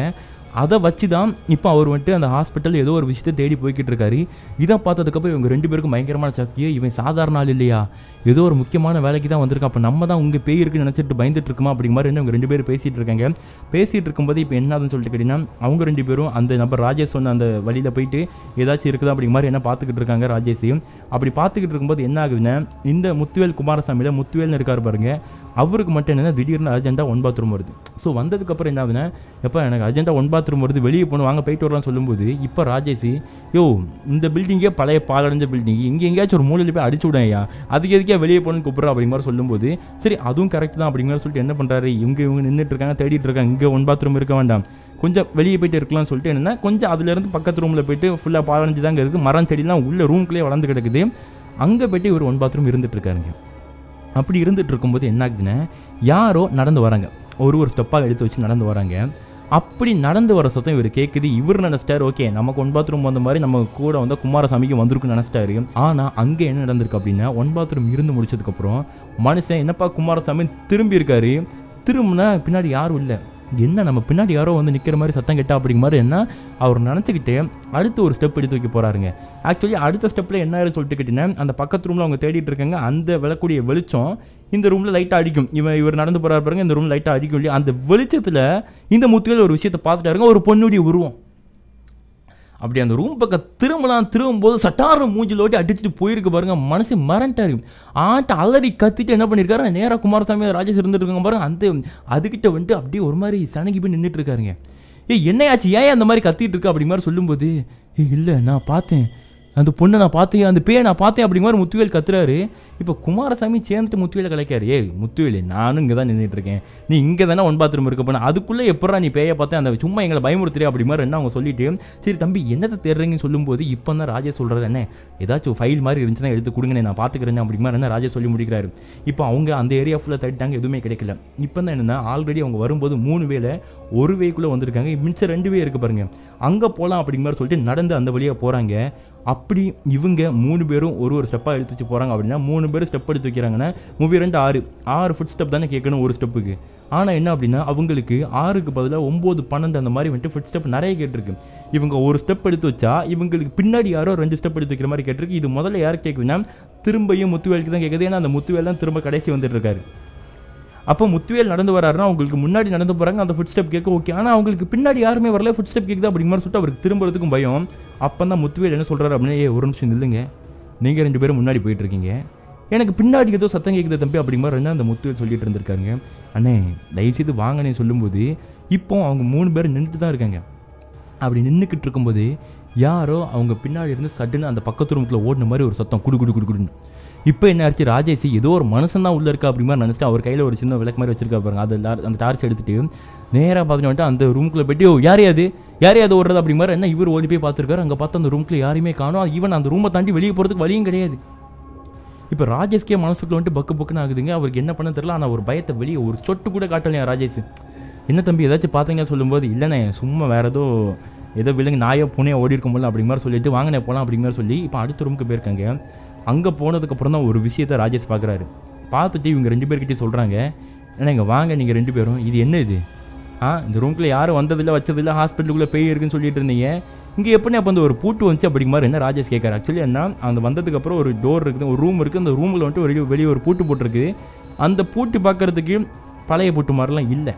அதாவது இந்த பில்டிங் ஒரு 50 வருஷம் பழசு அப்படின்னா அந்த பூட்டு ஒரு 25 வருஷம் பழசு அந்த மாதிரி வச்சுக்கோங்களேன். அந்த மாதிரி தான் இருந்துட்டு இருக்குது. இப்போ என்ன ஆகுது, இந்த பூட்டை பார்த்ததுக்கப்புறம் இதை உடைக்கணும் அப்படிங்கிற மாதிரி சொல்கிறாங்க. சரின்னு சொல்லிட்டு பார்க்கும்போது அது பழைய பில்டிங் இல்லையா, ஈஸியாக உடைச்சிடலாம். ஏன்னா கீழே ஏதாச்சும் கம்பி கட்டை கல் கிடக்கும் பாருங்கள், அதை வச்சு என்ன பண்ணுறாங்க, முதல்ல ஒரு கல் எடுத்து அந்த பூட்டில் அடிக்கிறாங்க. அடித்தா அந்த பூட்டு உடையில அந்த கல் தெரிச்சு போகுது. அவ்வளோ ஸ்ட்ராங்காக அந்த பூட்டு இருந்துருக்குதுங்க. ஸோ இப்போ அடுத்து என்ன ஆகுது, தம்பி கல்லுலாம் வேலை கேட்குது, ஏதாச்சும் கம்பி எடுத்து அடிக்கும் அப்படிங்கிற மாதிரி சொல்லிட்டு என்னென்னா கீழே இருந்து ஒரு கம்பி எடுத்து முத்துவில் அடிச்சுக்கிட்டே இருக்காரு. அது உடையிற மாதிரி தெரியல. இப்போ ராஜேஷே வாங்கிட்டு நான் அடிக்கிறேன்னு சொல்லி அந்த கம்பி வச்சு அடிக்கிறாரு. இப்போ ராஜேஷ் ஒவ்வொரு அடியாக அடிக்க பின்னாடி இப்போவும் கடைசி தான் முத்துவில் நின்றுட்டு இருக்காரு. மனுஷனுக்கு ஒரு வார்த்தை, அதாவது இவங்க முன்னாடி ஒரு ரூம் டோர் ஓப்பன் பண்ணுறாங்கன்னு வச்சுக்கோங்களேன். இப்போ எனக்கு முன்னாடி ஒரு ரூம் டோர் இருக்குது, நான் அதை உடச்சிட்டு இருக்கேன் அப்படின்னா எனக்கு நேரம் அப்படி பின்னாடி ஒரு ரூம் இருக்குது, ஆனால் அதில் பூட்டு போடல, அதுக்கு பதிலாக அந்த ரூம் டோர் சும்மா வந்துட்டு பூட்டி இருக்குது. இப்போ என்ன ஆகுது அப்படின்னா, இந்த ராஜேஷ்ங்கிறவர் அந்த பூட்டில் ஒரு அடியாக டம்முன்னு அடிக்க அந்த ரூமுக்கு உள்ளே இருந்து பின்னாடி இருந்து சத்தம் கேட்டுட்டு இருக்கு. யார் கேட்குது, முத்துவேலுக்கு மட்டும்தான் கேட்குது. அப்போ முத்துவேல் அந்த சத்தத்தை கேட்டதுக்கப்புறம் அவர் கொஞ்ச நேரம் கேட்டு முடிச்சுட்டு, ஏன்னா இவர் சொன்ன யாரும் நம்ப மாட்டேங்க, அதனால் அவர் கேட்குறாரு. கேட்டு முடிச்சுட்டு, தம்பி ராஜேஷ் நிப்பாட்டுங்க, என்ன அங்கே நடக்குது ஒன்று புரியல உங்களுக்கு, அங்கே பாருங்கள் நீங்கள் இங்கே அடிக்கிறீங்க, அந்த ரூம்லேருந்து ஏதோ கட்டுதாங்க, ஏதோ டம்முன்னு சவுண்டு கேட்குது தம்பி அப்படிங்கிற மாதிரி சொல்லும்போது, அப்போ அந்த ராஜா சொல்கிறாரு என்ன அப்படின்னா, இது பழைய பில்டிங், ஸோ நம்ம அடித்தா கண்டிப்பாக எக்கோ கேட்கும், நான் பேசினா கூட பல டைம் வந்துட்டு எனக்கே திரும்ப கேட்கும், அது நார்மலாக சொல்லும்போது, தம்பி என்ன தம்பி நான் எதை சொன்னாலும் நீங்கள் பாட்டு உங்கள் இஷ்டத்துக்கு நீங்கள் சொல்கிறதா கரெக்ட் அப்படிங்கிற மாதிரி, என்ன குமாரசாமி நீ அவர் கூட சேர்ந்து பேசிகிட்டு இருக்கேன், நான் உண்மையில பேய பார்த்தேங்கிறேன், என் பின்னாடி நடந்து வந்துச்சுங்கிறேன், இப்போ அது உள்ளேருந்து சத்தம் போட்டுட்டு இருக்கா அப்படிங்கிற மாதிரி முத்துவேல் வந்துட்டு டென்ஷன் ஆகி சொல்லிட்டு இருக்காருங்க. இப்போ என்ன ஆகுது, சரி முத்துவேல் நீ உட எங்களுக்கு சவுண்டு கேட்க அப்படிங்கிற மாதிரி பார்த்துறான்னு சொல்லிட்டு ராஜேஷ் சொல்கிறாரு. இப்போ முத்துவேல் அந்த கம்பியில் டம்மால்னு அடிக்க இப்போ ராஜேஷ்க்கும் குமாரசாமிக்குமே பார்த்தீங்கன்னா அந்த சத்தம் கேட்டிருக்கு, அந்த ரூமுக்குள்ளேருந்து ஏதோ உடையிற மாதிரி. இப்போ இதை கேட்டதுக்கப்புறம் குமாரசாமியோ ராஜேஷ் என்ன அது உண்மையில் ஏதாச்சும் இருக்குதா அப்படிங்கிற மாதிரி குமாரசாமி கேட்கும்போது, இப்போ என்னென்னா ராஜேஷ் அந்த இதை வாங்கிட்டு, அதாவது அந்த கம்பியை வாங்கிட்டு இப்படி சீக்கிரமாக போட்டு உடச்சு நம்ம இருந்து கிளம்பணுங்கிறது அப்படிமா ராஜேஷ் சொல்கிறாருங்க. சொன்னதுக்கப்புறம் இவங்க எல்லாருக்கும் பார்த்துட்டு கொடுக்க ஆரம்பிச்சிச்சு. அவ்வளோ நேரம் அமைதியாக ஒரு மாதிரி கிராஜுவலாக போயிட்டு இருந்தது. இப்போ ராஜேஷ் சீக்கிரம் அந்த இடத்த விட்டு கிளம்பணும், அதான் நமக்கு நல்லது அப்படிங்கிற மாதிரி சொன்ன மறுகணம் எல்லாருக்கும் பயம் கொடுக்க ஆரம்பிச்சிருச்சுங்க. இப்போ என்ன பண்ணுறாங்க, அந்த பூட்டை இவ்வளோ கஷ்டப்பட்டு உடைக்கிறாங்க, ஒரு வழியாக அந்த பூட்டு உடையுது. அந்த பூட்டு உடைஞ்ச மறுகணம் இந்த பூட்டு உடைஞ்ச சத்தம் கேட்கும் பாருங்க, அதே சத்தத்தோட அந்த கதவுடைய தாழ்பால் கொண்டின்னு சொல்லுவாங்க பாருங்க, அது டோர் வந்துட்டு அன்லாக் ஆன மாதிரி, அதாவது திறந்த மாதிரி ஒரு சத்தம் கலக்குன்ட்டு. இதை கேட்டதுக்கப்புறம் 3 பேரும் என்னென்னா அந்த கதவு திறந்து உள்ளே போகாமல் அப்படி பின்னாடி பார்த்துக்கிட்டே இருந்துட்டு இருக்காங்க. அந்த கதவு சும்மா மெதுவாக ஓப்பன் ஆகிற மாதிரி அந்த கதவு திறந்து ஒரு சவுண்டு கேட்க பாருங்க, அந்த சவுண்டு பொறுமையாக கேட்குது. அப்படி கேட்குற சத்தம் அந்த கதவு திறக்கிறதுக்குள்ளே என்ன ஆகுதுன்னா, ராஜேஷ் சீக்கிரம் உள்ளே வாங்கி அப்படிங்கிற மாதிரி டக்குன்னு வந்துட்டு என்னன்னா உள்ளே வந்து அந்த கதவை பூட்டுறாங்க பாருங்க. பூட்டின மறுகணம் அந்த கதவு திறக்கலங்க, வெளியே இருக்கக்கூடிய அந்த ரூமுடைய கதவு பட்டாருன்னு வெடிச்சு தெரிச்ச மாதிரி இருந்திருக்கு சத்தம். இவங்க உள்ளே வந்து நின்றுட்டு, ஐயோ தம்பி என்னையா தம்பி இது என்ன நடக்குது ரூமுக்குள்ளே, நாங்கள் தான் சொன்னோம் இல்லையா எங்கள் அந்த ஆத்மா அந்த பொண்ணுடைய பேய் இருக்குது தம்பி, புரிஞ்சுக்கோங்க தம்பி, எப்படி நாங்கள் வெளியே போகிறோம் தெரியல, இந்த ரூமுக்குள்ள எதுக்கு தம்பி கூட்டு வந்தீங்க, வெளியே ஆத்மா நின்றுட்டு இருக்கு தம்பி, எப்படி தப்பிச்சு போகிறோம் அப்படிங்கிற மாதிரி என்ன இவங்களுக்குள்ள வந்துட்டு பயங்கரமாக சண்டை போட்டு பேசிகிட்டு இருக்காங்க. அப்போ இவங்க சொல்கிறதெல்லாம் கண்டுக்காம அந்த ராஜேஷ் என்ன பண்ணுறாருன்னா, அங்கே வந்து அவர் ஒரு மாதிரி சந்தோஷப்பட்டு பார்த்துட்டு இருக்காரு. ஏன் அப்படின்னா ராஜேஷ் தேடிட்டு இருந்த அந்த ஒரு அறை அவர் கண்டுபிடிச்சிட்டாருங்க. என்னென்னா இந்த டாக்குமெண்ட்ஸ்லாம் வச்சுருப்பாங்க பாருங்க, அந்த டாக்குமெண்ட்ஸ் அறைக்கு வந்திருக்காரு. பார்த்தா அங்கே எல்லா பழைய டாக்குமெண்ட்ஸும் எல்லாமே ஆல்மோஸ்ட் வந்துட்டு டேமேஜ் ஆன நிலைமையில தான் இருந்துட்டு இருக்குது. ஸோ இருந்தாலும் அவர் ஏதோ ஒன்று தேடிட்டு இருக்காரு, கிடைச்சிடாதா அப்படிங்கிற மாதிரி பார்த்துட்டு இருக்காரு மனுஷன். அப்படி பார்த்துட்டு இருக்கும்போது தான் இப்போ கூட அந்த குமாரசாமி எப்போ ராஜேஷ் சொல்லி தொலையப்பா என்ன பேர்ப்பா என்ன டாக்குமெண்ட்பான்னு கேட்கும்போது, அப்போ தான் ராஜேஷ் வந்துட்டு சீக்கிரம் வெளியே போகணும் அப்படிங்கிற ரீசனால, ஆனால் நான் சொல்கிற பேர் இருக்கான்னு பாருங்கள், வேதாவதி அப்படிங்கிற மாதிரின்ட்டு ஒரு பொண்ணுடைய டாக்குமெண்ட் வேணுன்னு, அந்த பேரில் ஏதாச்சும் இருக்கான்னு பாருங்க அப்படிங்கிற மாதிரி என்னென்ன அந்த ராஜேஷ் சொல்லியிருக்காரு குமாரசாமிகிட்ட. இப்போ முத்துவேலுக்கு சரியாக கேட்கல, என்ன பேர் பார்த்தோன்னா அப்படிங்கிற மாதிரி கேட்கும்போது, ஆனால் வேதாவதினே அப்படிங்கிற மாதிரி என்ன ராஜேஷ் கத்துனாரு பாருங்க. கத்துன மறு நிமிஷம் என்னன்னா, இப்போ அந்த முத்துவேல் அந்த கதவு கிட்ட நின்றுட்டு இருக்காரு மனுஷன், அந்த கதவு திறந்துடாமல் அந்த ஆத்மா உள்ளே வந்துடாமல் அந்த மாதிரி ஏதோ ஒரு தாட்டில் நின்றுட்டு இருக்காரு. அந்த கதவு பழைய கதவு அப்படிங்கிறனால கதவுக்கு பலகையாக இருக்குன்னு, அந்த கதவு பலகைக்கு நடுவில் ஒரு கேப் இருக்கும். அந்த கேப்புடைய இவர் வேதாவதின்னு சொன்ன மறு நிமிஷம் அந்த கேப் வழியா இது என்ன வந்துச்சு அப்படிங்கிற மாதிரிலாம் தெரிலங்க. இவருடைய சட்டை அந்த டிஷர்ட் இருக்குது அப்படின்னு வச்சுக்கோங்களேன், இந்த கேப் வழியாக உள்ளே போயிடும் இல்லையா, அந்த மாதிரி கேப் வழியாக பிடிச்சி அந்த நபர் முத்துவேலை இழுத்துருக்காங்க யாரும். அது முத்துவேலுக்கு தெரிஞ்சு போச்சுங்க. அவர் அப்படி கதவுல ஒட்டி நின்றுட்டு இருக்காரு, கத்த ஆரம்பிச்சிட்டாரு. என்னாச்சு அப்படி மாதிரி கத்திட்டு இருக்கும்போது குமாரசாமி வந்துட்டு அவர் முத்துவேலை பிடிச்சி இழுக்க பார்க்காரு. அப்படி இழுக்க பார்க்கும்போது கதவு திறக்கிற மாதிரி இருந்திருக்குது. இப்போ ராஜேஷ் அவன் அப்படி இருக்கட்டும், அவனை எதுவும் பண்ணாது அந்த ஆத்மா, கொஞ்சம் செவனே நெருங்கி அப்படிங்கிற மாதிரி சொல்லிட்டு இவர் தேடிட்டு இருந்திருக்காரு. தேடிட்டு இருக்கும்போது என்ன அந்த வேதாவதி அப்படிங்கிற டாக்குமெண்ட் குமாரசாமி கிடைச்சதுக்கப்புறம் தம்பி இதான் பாருங்க சொல்லும்போது அதுதான் கன்ஃபார்ம் பண்ணிட்டாரு. சரி கன்ஃபார்ம் பண்ணதுக்கப்புறமாச்சு கிளம்புவாங்கன்னு பார்த்தா, இப்போ தம்பி உங்களுக்கு கிடைச்சிருச்சு இல்லையா கிளம்பலாமா அப்படின்னு பார்க்கும்போது இப்போ தான் அவர் இன்னொரு விஷயம் சொல்கிறாரு, வேதாவதி கிடைச்சிருச்சுன்னே இன்னும் ஒரே ஒரு விஷயம் என்ன தம்பி, அடுத்து நிலாந்த் அப்படிங்கிற ஒரு பேரில் இன்னொரு ஃபைல் இருக்கும், அதை மட்டும் எடுங்க அப்படிங்கிற மாதிரி சொன்னார் பாருங்க. கேட்ட மறு நிமிஷம் அந்த கதவு பின்னாடி நின்றுட்டு இருந்தார் பாருங்க, அதாவது கதவு சாஞ்சி நின்றுட்டு இருந்தார் பாருங்க, அந்த கதவை தெரிச்சு வெளியே போய் மனுஷன் ஆட்டோமேட்டிக்காக பறந்து போய் எழுதிருக்காரு கதவை உடைச்சிட்டு. என்ன ஏதோ ஒன்றும் தெரியல. உடனே இதை பார்த்ததுக்கப்புறம் குமாரசாமி தம்பி என்ன தம்பி பேர் எதுலாம், இது பேரை சொல்ல வந்துட்டு அங்கே அவனுக்கு அந்த மாதிரி நடந்துட்டு இருக்கு தம்பி, உயிர் பேருமன் பயமாக இருந்துட்டு இருக்கு தம்பி, என்னன்னு சொல்லுங்க அப்படின்னு சொல்லும்போது, ஆனால் ஒன்றும் இல்லை அந்த வேதாவதியோட மக தான் அந்த நிலா அப்படிங்கிற மாதிரி சொன்னார் பாருங்க. தம்பி அப்போ இவங்க 2 பேரும் தான் அந்த ஆத்மாவை தம்பி அப்படிங்கிற மாதிரி கேட்கும்போது, ஆமா நீ சீக்கிரம் எடுத்துட்டு கிளம்புனேன் அந்த நிலா மட்டும் பாருங்கன்னு சொல்லும்போது, யோ போயா நீயும் ஃபைலும் உள்ளே வந்து எங்களை மாட்டி விட்டு தவிக்க விட்டு இப்போ நாங்கள் எப்படி வெளியே போகிறோன்னு கூட எங்களுக்கு தெரியாது அப்படிங்கிற மாதிரி சொல்லிட்டு என்ன பண்ணியிருக்காரு இந்த நபருங்க குமாரசாமி அந்த ரூமை விட்டு வெளியே வந்து பார்த்துருக்காரு. பார்த்தா அங்கே எந்த ஆத்மா இருக்கிற மாதிரி தெரில. அதுக்கு பதிலாக கீழே வந்துட்டு அவர் அந்த கதவோட ஒட்டி இருந்துட்டு இருக்க பாருங்க. அப்புறம் முத்துவேலும் அவர்கிட்ட போயிட்டு முத்துவேல் எந்திரி அப்படிங்கிற சொல்லி அந்த முத்துவேலை கதவுல இருந்து பிரித்து எடுத்துட்டு, இங்கே வேறு இவங்க கூட இருந்தப்போ நம்மளை அந்த ஆத்மா போட்டு தள்ளிடும், ஒழுங்காக வெளியே போயிடலாம் சொல்லும்போது முத்துவேல் கேட்குறாரு, நமக்கு போகிறதுக்கு வழி தெரியாது ஐயா, எப்படியா வெளியே போகிறதுன்னு கேட்கும்போது, இது என்ன பெரிய மலையா, 4-5 டோரை தாண்டி போனால் எப்படியும் கடைசி காம்பவுண்ட் வந்துடும், காம்பவுண்டுக்கு அப்புறம் தாண்டி போயிடலாம் அப்படிங்க மாதிரி இவங்க 2 பேரும் முடிவு பண்ணிட்டு அந்த ராஜேஷ் கிட்ட ஒழுங்கா வந்துறியா, இங்கேருந்து நீ செத்து போயிடாத அப்படிங்க மாதிரி சொல்லிட்டு இவங்க வெளியே ஓடுறாங்க. இவங்க ஓட இவங்க பின்னாடி யாரோ துரத்திட்டு ஓடிட்டு வந்திருக்க மாதிரி சத்தம் கேட்டுட்டு இருக்குதுங்க. ஆனால் அவரால் நடக்கக்கூட முடியல. முத்துவேலால் பாவம், அவர் ஒரு மாதிரி இழுத்து என்னமோ ட்ரை பண்ணி உயிர் பழக்கணும் ஆசையில் வேற என்னங்க பண்ண முடியும். அவர் எப்படியோ ஓடி அந்த பில்டிங்கை விட்டு தாண்டி வெளியே வராங்க. வந்துட்டு திரும்பி பார்த்தா என்ன அப்படின்னா, ஏதோ ஒரு பொண்ணு பயங்கரமாக அந்த சிரிக்கிற சத்தம் கூட சொல்ல முடியாதுங்க, ஒரு மாதிரி ஏங்கி அழுதுகிட்டே அந்த சிரிக்கிற சத்தம் சேர்ந்து வருது. என்ன அப்படின்னா, கர அப்படிங்கிற மாதிரியான ஒரு பொண்ணுடைய வாய்ஸில் ரொம்ப ஏக்கத்தோடு இருக்கிற மாதிரியான ஒரு சத்தம் அந்த பில்டிங்கில் இருந்தும் பயங்கரமாக ஸ்க்ரீமிங் சத்தம் கேட்டுட்டு இருக்குது. அப்படி கேட்ட மரணம் இவங்க 2 பேரும் வெளியே ஓடி வந்துட்டு மூச்சு வாங்கிட்டு இருந்துட்டு இருக்காங்க. தெரியாத நம்ம அதாவது பணத்துக்கு ஆசைப்பட்டு உயிரை விட்டுருப்ப மாட்டோம் அப்படி மாதிரி இவங்க 2 பேரும் பேசிக்கிட்டே இருந்துட்டு இருக்காங்க. அப்படி பேசிக்கிட்டே இருக்கும்போது தான் இதுக்கு மேலே இங்கே நிற்க வேண்டாம், நம்ம கிளம்பி போயிடலாம் அப்படிங்கிற மாதிரி சொல்லும்போது, என்ன அப்போ நம்ம கூட வந்து அவன் என்ன பண்ணுறது அப்படி மாதிரி இவங்க கேட்குறாங்க. அப்போ தான் அவன் உயிரோடு இருந்தால் காலில் நம்மளை வந்து பாப்பா நம்ம வந்து பார்த்துக்கலாம், இங்கே நின்னோம் அப்படின்னா நம்ம உயிர் பேரும் பார்த்துக்கோ, கிளம்பலான்னு சொல்லதுக்குள்ளே என்ன ஆகுது, திரும்ப அந்த ரூமுக்குள்ளே இருந்து பயங்கரமாக அலற சத்தம். யார் அந்த நபருங்க, ராஜேஷ். அவருங்க இருந்து அலற மாதிரி சத்தம். இதை கேட்டதுக்கு அப்புறம் அவனுக்கு ஏதாச்சும் ஆயிரும் போல, என்னென்ன பண்ணுறது அப்படி மாதிரி குமாரசாமி கேட்டுட்டு இருக்கும்போது, இப்போ முத்துவேலு, ஏண்டா என் நிலைமையை பார்த்து இன்னமும் உள்ளே போகணும்னு சொல்கிறியா, நீ வேணா அவங்ககிட்ட போய் நான் கிளம்புறேன் அப்படி மாதிரி முத்துவேல் கிளம்பினார். இப்போ முத்துவேல் கிளம்புனதை பார்த்து தனியாக உள்ளே போகிறதுக்கு குமாரசாமிக்கு தைரியம் இல்லை. அவரும் முத்துவேலும் சேர்ந்தே வெளியே கிளம்பி வந்துடுறாங்க. வந்தவங்க வீட்டுக்கு போலங்க, ஊர் எல்லையில் இருக்கக்கூடிய பழைய ஒரு கோவில் உண்டு, அந்த கோவிலே படுத்து தூங்குறாங்க. தூங்கிட்டு காலையில் விடிஞ்சதுக்கப்புறம் ராஜேஷ் என்னன்னு போய் பார்க்கலாம்னு சொல்லிட்டு அந்த பில்டிங் பக்கம் போயிருக்காங்க. அப்படி பில்டிங் பக்கம் போனதுக்கப்புறம் அந்த அன்னைக்கு தான் ஃபஸ்ட் டைம் பகல் அந்த காம்பவுண்ட் தாண்டி உள்ளே போகிறாங்க. உள்ளே போனதுக்கப்புறம் கொஞ்சம் அதாவது அந்த மருத்துவமனைக்கு உள்ளே போல் காம்பவுண்டுக்குள்ளே தான் போயிட்டு அந்த காம்பவுண்ட் வழியாக மருத்துவமனையை சுற்றி பார்க்கலாம், ராஜேஷ் கூப்பிட்டு பார்க்கலாம்னு சொல்லிட்டு என்ன பண்ணுறாங்க, ராஜேஷின் பேரை சொல்லி கூப்பிட்டுட்டே இருக்காங்க. எந்த ஒரு அட்ரஸும் திரும்ப வந்துட்டு ராஜேஷ் பேசுகிற மாதிரி சத்தங்கள் எதுவும் கேட்கல. அதுக்கு பதிலாக அவங்க பார்த்த ஒரு சில விஷயங்கள், அந்த ஹாஸ்பிட்டலுக்கு பின்பக்கம் இருக்கக்கூடிய ஏரியா ஃபுல்லாக பல எலும்பு கூடுகள் கிடக்குது. இதெல்லாம் பார்த்து மறந்து போனாங்க. இதுக்கப்புறம் இங்கே நிற்க வேண்டாம் அப்படிங்கிற மாதிரி சொல்லி முடிவு பண்ணுறாங்க. முடிவு பண்ணது மட்டும் இல்லாமல் வெளியே வரும்போது என்ன ஆகுதுன்னு சொல்லிட்டு கேட்டிங்கன்னா, அங்கே ஒருத்தருடைய கை மட்டும் கிடக்குதுங்க. அதாவது கை மட்டும் தனியாக, அந்த கையில் ஒரு டாக்குமெண்ட் மாதிரி இருக்குது. இதை பார்க்குறாரு. இது வந்துட்டு பார்த்தா ராஜேஷ் கை மாதிரி தான் உங்களுக்கு தெரிஞ்சிட்டு இருந்திருக்குது. அந்த டாக்குமெண்ட் எடுத்து பார்த்தா அதில் அந்த நிலா அப்படிங்கிற பேர் போட்ட பேப்பர் இருந்திருக்குது. இதை பார்த்த மனுஷங்க 2 பேரும் இதுக்கப்புறம் இங்கே இருந்து நமக்கு ஆபத்துட்டா, இங்கே நடந்த விஷயங்கள் யார்ட்டையும் சொல்ல வேண்டாம், இவன் வந்துட்டு இங்கே வந்தவன் அப்படி ஊருக்கு போயிட்டான், நம்ம எங்கேயுமே கூட்டு போல, ஊரை ஃபுல்லாக சுற்றி காமிச்சிட்டு இருந்தோம், அதுக்கப்புறம் ஊருக்கு போகிறேன்னு சொல்லிட்டு கிளம்பி போயிட்டான் அப்படி மாதிரி ஊர் மக்கள் சொல்லிட்டு நம்ம கிளம்பி போயிடலாம் அப்படிங்கிற மாதிரி சொல்லிட்டு கிளம்பி ஊருக்கு வந்திருக்கிறாங்க. என்னதான் அவங்க கிளம்பினாலும் அவங்க 2 பேர் மண்டைக்குள்ளேயே அன்றைக்கி ஓடிட்டு இருந்தது விஷயம் என்ன அப்படின்னா வந்துட்டு என்னென்னா, அதாவது அவன் எதுக்கு பைத்தியக்காரத்தனமாக அங்கே பேய் இருக்குது அப்படிங்கிற விஷயம் தெரிஞ்சு அந்த ஹாஸ்பிட்டலுக்குள்ளே போயிருக்கணும். சரி, போனவன் சும்மா பேய் அதை மாதிரி விஷயங்கள்லாம் பார்த்து ஏதாவது கதை எழுதுவான்னு பார்த்தா அங்கே போயிட்டு ஏதோ ஒரு ஃபைலை தேடிட்டு இருக்கான்.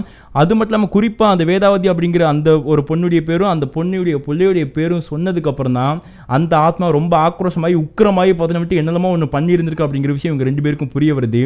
ஸோ இப்போ என்ன பண்ணுறாங்க, இவங்க 2 பேரும் அந்த ஹாஸ்பிட்டலில் இதுக்கு முன்னாடி பல வருஷத்துக்கு முன்னாடி என்ன நடந்திருக்க வாய்ப்பு இருக்குது அப்படிங்கிற மாதிரியான விஷயங்களை ஃபுல்லாக பார்த்தோன்னா இவங்க 2 பேரும் அங்கேருந்து விஷயங்களை அலச ஆரம்பிச்சிருக்கிறாங்க. அப்படி அலச ஆரம்பிக்கும் போது தாங்க கடைசியாக வந்துட்டு பக்கத்து ஊரில் இருக்கக்கூடிய ரொம்ப வயசானவருங்க, இதுவே 85 நடந்துட்டுருக்கு அப்படின்னா அவர் ரொம்ப வயசானவர் அப்படிங்கிற மாதிரி சொல்லும்போது யோசிச்சு பார்த்துங்க, அவருக்கு அந்த டைமில் பார்த்தீங்கன்னா வந்துட்டு 70 வயசான் மனுஷருக்கு. அந்த வயசான நபர் மூலிமா இவங்களுக்கு ஒரு சில விஷயங்கள் தெரிஞ்சிருக்குது. என்ன அப்படின்னா, அந்த ஹாஸ்பிட்டல் முன்னாடி அந்த பிரிட்டிஷ்காரங்க நல்லா போயிட்டு இருந்திருக்குதாங்க. அப்போ அங்கே இருந்த அந்த பிரிட்டிஷ் அதிகாரியால் அங்கே இருக்கக்கூடிய ஊர் மக்கள்லாம் ரொம்ப வந்துட்டு, அது நான் வார்த்தையை சொல்லக்கூடாதுங்க, அந்த மாதிரி விஷயங்கள்லாம் அனுபவிக்கப்பட்டிருக்காங்க. அப்படி அனுபவிக்கும் போது தான் அந்த வேதாவதி அப்படிங்கிற அந்த பொண்ணு அந்த ஹாஸ்பிட்டலுக்கு போயிருக்காங்க. அவங்களுக்காக போகல, அவங்களுடைய பொண்ணுக்கு உடம்பு சரியில்லை அப்படிங்கிற மாதிரி சொல்லிட்டு போயிருந்திருக்காங்க. போன இடத்துல அந்த பொண்ணுக்கு என்ன நடந்துச்சு அப்படிங்கிற ஒரு விஷயம் பார்த்தீங்கன்னா யாருக்குமே தெரியல. பட் ஏதோ ஒரு விஷயத்தினால அந்த பொண்ணு இறந்து போகிற மாதிரியான ஒரு சிச்சுவேஷன் ஏற்பட்டிருக்குது. அதுக்கு காரணம் அங்கே இருக்கிற நபர்கள் தான். அது மட்டும் அந்த படித்த நபர்கள் தான் ஏதோ பண்ணிட்டாங்க அப்படிங்கிற மாதிரி சொல்லி அந்த அம்மா பல போராட்டங்கள் பண்ணி என்ன பண்ணியிருக்காங்கன்னு சொல்லிட்டு கேட்டிங்கன்னா, அந்த ரூமுக்குள்ளே இருந்து அந்த அம்மா பார்த்தீங்கன்னா வந்துட்டு பயங்கரமாக எல்லாத்தையும் அடித்து நொறுக்கிட்டு பார்த்தீங்கன்னா ஏதோ இறந்து போயிருக்காங்களாம். ஸோ அதுக்கப்புறம் பார்த்தீங்கன்னா வந்துட்டு அந்த ஹாஸ்பிட்டலுக்கு அட்மிட் ஆகி போகிற எல்லாருமே கண்டினியூஸாக இறந்துக்கிட்டே இருந்திருக்காங்க. ஈவன் அங்கே வேலை பார்க்கக்கூடிய நர்ஸாக இருக்கட்டும், டாக்டராக இருக்கட்டும், அவங்களுக்கும் ஏதோ ஒரு வகையில் பார்த்தீங்கன்னா அந்த மாதிரி அமானுஷ்ய விஷயங்கள் தாக்குனது மட்டும் இல்லாமல் அவங்க உயிரும் போகிற மாதிரியான சிச்சுவேஷன் ஏற்பட்டிருக்குது. இதெல்லாம் கருத்தில் கொண்டு தான் உண்மையிலே அங்கே ஒரு பேய் இருக்குது அப்படிங்கிற மாதிரி சொல்லிட்டு ஊர் மக்கள்லாம் சொல்லி ஒரு விஷயத்தை கிளப்பினதுனால அந்த பிரிட்டிஷ்காரங்களே இந்த ஹாஸ்பிட்டலை கைவிட்டுட்டு போயிருக்காங்க. அதுக்கப்புறம் பார்த்தீங்கன்னா இந்த சுதந்திரம் இந்த மாதிரி விஷயங்கள்லாம் வந்ததுக்கப்புறம் என்னென்னா அந்த ஹாஸ்பிட்டல் அப்படி கைவிடப்பட்ட மாதிரியே கிடந்திருக்குதாங்க. ஸோ அன்னையிலேருந்து இப்போ வரைக்குமே அந்த ஆத்மா இன்னும் அந்த பில்டிங்குள்ளே இருந்துட்டு இருக்குது, யாரையுமே உள்ள விடாது. அது மட்டும் இல்லாமல் எந்த பிள்ளைங்க போனாலும் அந்த பிள்ளை தாம்பில் தான் அப்படிக்கு மாதிரி நினச்சி அந்த ஆத்மா அந்த பிள்ளைங்களை வச்சுட்டு விடாது. அப்புறம் அந்த பிள்ளைங்க பட்னியாக இருந்து அவங்களே இறந்து போயிறாங்க. இந்த மாதிரி விஷயங்கள்லாம் அந்த பெரியவர் சொல்லியிருந்திருக்காரு. அவர் சொன்ன கதையை ஃபுல்லாக பார்த்தீங்கன்னா இவங்க 2 பேரும் கேட்டிருக்காங்க. இவங்க கிட்டக்கு வந்திருக்காங்க. வந்துட்டு ஒரு வாரத்துக்கு மேலே பயங்கரமாக 2 பேருக்கும் காய்ச்சல். அந்த காய்ச்சலின் விளைவாட்டு முத்துவேல் இறந்தே போயிருக்கிறார் மனுஷன். அப்படி இறந்து போனதுக்கப்புறம் என்ன அப்படின்னா, இப்போ அந்த குமாரசாமி இருக்கிறாரு பாருங்க, அவருடைய லைஃப் சந்ததி வந்துட்டு ஒரு மாதிரி நார்மலாக போய்கிட்டு இருக்குது. அவங்க வந்துட்டு ஃபினான்ஷியலாக ரொம்ப டவுன் ஆக ஆரம்பிச்சிருக்காங்க. அப்புறம் தான் அவங்க பையனுக்கு திருமணமாகி அவங்க பையனுக்கு ஒரு பேரை வருவான் பாருங்க. அந்த பேரை பிள்ளைகிட்ட தான் என்ன பண்ணுவாருன்னு சொல்லிட்டு கேட்டிங்கன்னா, இவர் கடைசி காலத்தில் சேரில் உட்காந்துட்டு பார்த்தீங்கன்னா தனக்கு நடந்த பல கதைகளை அந்த பேரை பிள்ளைகிட்ட சொல்லிட்டு இருந்திருக்காருங்க. இவர் சொல்ல அந்த பேரை வந்துட்டு ஒரு டைரி போட்டு எழுதிட்டு இருப்பாராம். ஸோ அப்படி எழுதப்பட்ட டைரி அந்த ஊரில் நான் சொன்ன பாருங்க ஒரு கிராமம், அந்த கிராமத்தில் இருக்கக்கூடிய ஒரு பழைய பூர்வீக வீட்டில் இருந்துட்டு இருந்திருக்குது. இப்போ இந்த சம்பவத்தை நமக்கு ஷேர் பண்ணார் பாருங்க. அந்த மனுஷன் இப்போ வாழ்ந்துட்டு இருக்காரு, மலேசியாவில் வாழ்ந்துட்டு இருக்காரு. அவருடைய பூர்வீகம் அந்த மதுரை திருச்சிக்கு நடுவில் இருக்கக்கூடிய ஒரு கிராமம் தான். அவர் இப்போ லாஸ்ட்டாக ஒரு 2 வருஷத்துக்கு முன்னாடி என்ன பண்ணியிருக்காருன்னா, அவங்க வீட்டில் இருக்கவங்களாம் சேர்ந்து வந்துட்டு ஊரில் ஏதோ ஒரு விஷயம் அப்படிங்கிற மாதிரி சொல்லிட்டு ஏதோ ஒரு ஃபங்க்ஷனுக்காக குடும்பத்தோட மலேசியா வந்திருக்காங்க. அந்த பையன் பிறந்து வந்தது எல்லாமே மலேசியா தான், பட் தமிழ் பேசுவாங்க நல்லாவே. ஏன்னா அவங்க அப்பாவுடைய சந்ததியிலேருந்து அவங்க அப்பா அந்த மலேசியாவில் இருக்க ஒரு பொண்ணை திருமணம் பண்ணதுனால அப்படியே மலேசியாவில் செட்டில் ஆகிட்டாரு. இப்போ இந்த மாதிரி ஊருக்கு வந்திருக்காங்க பாருங்க. ஊருக்கு வரும்போது இதாண்ட அவங்க தாத்தா யூஸ் பண்ண பொருட்கள் அப்படிங்கிற மாதிரி என்ன பழைய பூர்வீக வீட்டெல்லாம் சுற்றி காமிச்சிட்டு இருக்காங்க. அப்போ அங்கேருந்து ஒரு டைரியை அந்த நபர் எடுத்துருக்கிறாரு, எடுத்து பார்த்துருக்காரு. அதில் பல விஷயங்கள் தாத்தா சம்மந்தப்பட்ட விஷயங்கள் இருந்திருக்குது. அதில் ஒரு விஷயந்தான் அந்த தாத்தா அனுபவித்த அந்த அமானுஷமான சம்பவம் இருந்திருக்குதுங்க. அந்த சம்பவத்தை மனுஷர் அவர் எடுத்து அவருடைய யூடியூப் சேனலில் போல நினச்சி ட்ரை பண்ணியிருப்பார் போல், வியூஸ் எதுவும் போல். அப்புறம் தான் நம்மளை அவர் சப்ஸ்கிரைப் பண்ணி தொடர்ச்சியாக பார்த்துட்டு இருக்கார் மனுஷன். ஸோ அந்த நபர் தான் ப்ரோ நான் அந்த மாதிரி ஸ்டோரி ட்ரை பண்ண ப்ரோ எனக்கு போல, ஸோ இது உண்மையாக நடந்தது ப்ரோ, எங்கள் தாத்தாவுடைய டைரியில் இருக்குது ப்ரோ, அதனால் நீங்கள் போடுங்க அப்படி மாதிரி சொல்லி நம்மக்கிட்ட அந்த ஸ்டோரியை கொடுத்துருக்காங்க. அதை தான் நான் பப்ளிஷ் பண்ணியிருக்கேன். அந்த நபர் யார், அதாவது என்ன உங்கள் சேனல் சொல்லுங்கள், இல்லை வந்துட்டு உங்கள் பேரை சொல்லுங்கள் ப்ரோ, நான் ப்ரொமோட் பண்ணுறேன் சொல்கிறேன் அப்படி மாதிரி சொன்னேன். எனக்கு அதெல்லாம் வேண்டாம் ப்ரோ, இந்த மாதிரி ஒரு சம்பவம் இருந்த விஷயம் உங்கள் மூலியமாக வெளியே தெரிஞ்சு அப்படின்னால எனக்கு ஒரு சந்தோஷம் அப்படிங்கிற மாதிரி சொல்லியிருக்காரு மனுஷன். உண்மையிலே மலேசியாவில் இருந்து பார்க்கக்கூடிய அந்த நபர் அவருடைய பேரை கூட சொல்லணும்னு சொல்லியிருந்தாங்க. உண்மையிலே இந்த ஒரு சம்பவத்தை எனக்கும் என்னுடைய ஆடியன்ஸ்க்காகவும் நம்மக்கிட்ட சொன்னதுக்காக நான் அவருக்கு ஒரு நன்றி சொல்லிக்கிறேங்க. ஏன்னா இப்படிப்பட்ட கதை அவர் மட்டும் சொல்லலை அப்படின்னா இந்த மாதிரி நடந்த விஷயம் தெரியாமே போயிருந்திருக்கும். ஸோ மக்களே, இந்த வீடியோ பார்த்துட்டு இருக்கேன், நீங்கள் சொல்லுங்கள் இந்த கதை எப்படி இருந்துச்சு. ஸோ இப்போ நான் சொல்லியிருந்தேன் இல்லையா, அதாவது வந்துட்டு எனக்கு இந்த மாதிரி ஒரு மாதிரி புல் அரிச்சுது, எனக்கு பின்னாடி ஏதோ ஒரு சமாளியமான விஷயம் நடந்துச்சு அப்படிங்கிற மாதிரி அந்த கிளிப்பை நான் இப்போ இருக்குதான் தேடி பார்க்குறேன். அது கிராஷ் ஆகாமல் இருக்கும் பட்சத்தில் அதை கண்டிப்பாக நான் ஆட் பண்ணுறதுல எனக்கு எந்த ஒரு பிரச்சனையும் இல்லைங்க, ஆட் பண்ணுறேன், நீங்கள் பாருங்கள். அது இல்லை அப்படிங்கிற பட்சத்தில் நீங்கள் எதிர்பார்க்காதீங்க. ஸோ என்னை மன்னிச்சிருங்க, அது கிராஷ் ஆகி போச்சு. அதுக்கு காரணமும் நீங்கள் நம்மளால் நம்பாட்டியும் அமானுஷம் தான் அப்படிங்கிறது காரணங்கிறது நான் தெளிவாக சொல்லியது. என்கிட்ட இருக்க அவ்வளோ கேஜெட்ஸும் ஃபுல்லாக எக்ஸ்பென்சிவான. ஸோ அப்படி இருக்கும்போது இந்த மாதிரி ஒரு வீடியோக்காக வந்துட்டு கிராஷ் ஆகிறதுலாம் சாதாரண விஷயம் கிடையாதுங்க. உண்மையிலே அமானுஷத்துக்கும் அப்பாற்பட்ட ஒரு விஷயம் தான். ஸோ அதனால் மக்களே சப்ஸ்கிரைப் பண்ணி பெல் பட்டன் ஆல் பண்ணி வச்சுக்கோங்க. மீண்டும் ஒரு பயங்கரமான வீடியோவில் நான் வந்துட்டு உங்களை மீட் பண்ணுறேன். அண்ட் அதுவரை உங்களிடமிருந்து விடைபெறுவது உங்கள் Arun guys. Love you so much guys. Bye. அப்படி திரும்பும்போது என்னாச்சு, பூட்டு உடஞ்சிருது. இவர் ஒரு கோடு போட்டு திரும்பி இருக்காரு, என்னாச்சு அப்படிங்கிற மாதிரி சொல்லிட்டு திரும்ப பாருங்க திரும்பி அப்படிங்கிற மாதிரி சொல்லும்போது உங்களுக்கு வேறு வேலை இல்லை அப்படிங்கிற மாதிரி சொல்லி திரும்பி பார்த்துருக்காருங்க, பூட்டு உடஞ்சிருக்கு.